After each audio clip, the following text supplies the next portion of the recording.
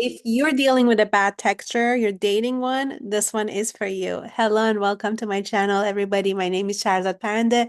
I'm a certified dating and relationship coach, and today I wanted to talk to you about something that a lot of women go through, including myself when I was dating 11 years ago, my husband.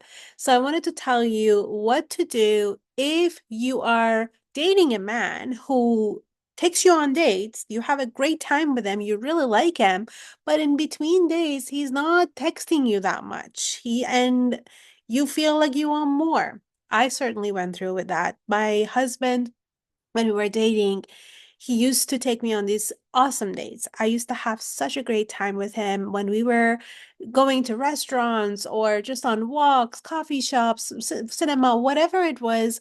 I used to feel like, oh my God, I'm so happy. I'm dating such a great guy because we just would get along so well and I had a great time. But in between dates, I would normally hear once a day from him. And for some people, that's enough. For some people are like, that's great. That's better than what I get. Well, I wanted more than that. I wanted more of a connection. And there is nothing wrong with either or. If you are totally fine with not that much communication in between dates, that's great. But for me, I really felt more connected if my guy would text me more, call me more. So, what do you do in this case? Well, the tendency normally is to either say nothing and be like secretly resentful, be mad, make up stories that he must not like me, or if he liked me, he would have, all that stuff. Or the other way around, that we go and tell him off, like, why don't you text me more? If you liked me, you would text me more. And go about it from a place of making him wrong, making him bad, accusing him for not doing enough, for not liking us enough. Neither one of those is going to get us what we actually want. So there's a third way. There's a third way that you can approach it. I did that and it definitely worked. And I want to offer that to you. So I remember we were on a date and I had prepared myself to let him know that although and this is what I said. Let me just say it the way I said it to him. I said to him, you do such an amazing job with our dates. I feel so connected to you. You plan all these amazing dates and I enjoy them thoroughly.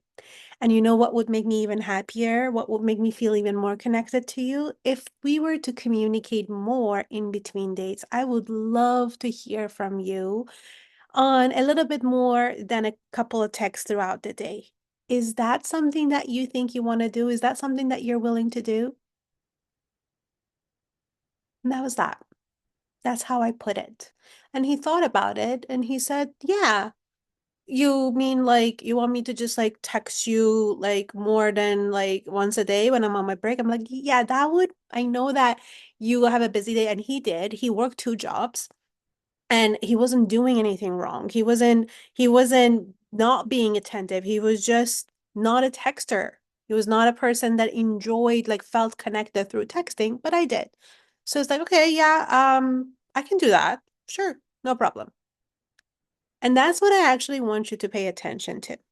When you're not asking for something that is unreasonable, when you're not asking a man to do something that goes against his value, if you're with the right person, if you're with the right guy, he is going to want to do it. It's not that much an effort to send a couple of more texts throughout the day. It may not come naturally to a person, but when you ask for it, especially when you ask it in such a way that is not coming off as mean, it's not coming off as demanding, as controlling, as making him feel bad or wrong, of course he's going to want to do it. And it's an important thing to notice in a dating phase that when you're asking for something and doing it in a right way, are you asking it from a place of openness and wanting for your needs to be met without making him feel bad or not? If that's not the case, it's not going to work. And then seeing whether or not he is going to step up. As simple as that. The right guy for us is always going to want to make us feel happier, want to make us feel more our desires are met, and That's exactly what happened. I started to hear a lot more from him. Now, I'm not saying that from that moment on, every single day, it was multiple texts. We're not going to go about it from that perspective and start looking at my phone. Okay.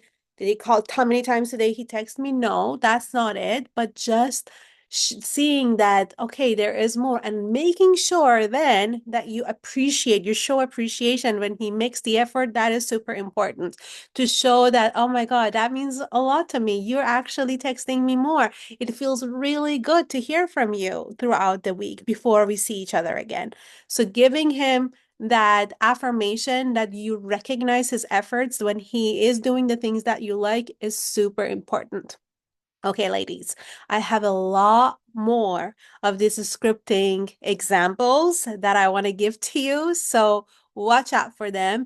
If you want more specific scripting questions, make sure that you leave it in the comments for me because I am creating something really special for you, and I think you're gonna really, really enjoy it. There is also a masterclass, a free masterclass that I've done called Magnetic Scripts 101. The link is in the description. You can go, it's totally free. You can go ahead and watch it. It's gonna get you started with how to start scripting in such a way that brings the two of you closer together. And there is different phases. We go from online dating to the early stages of dating and then being in a committed relationship and then being in marriages. So there is different stages that I want to give it to you all, but I would love to hear from you what specific things you want to learn when it comes to scripting, and I'll be happy to do it for you.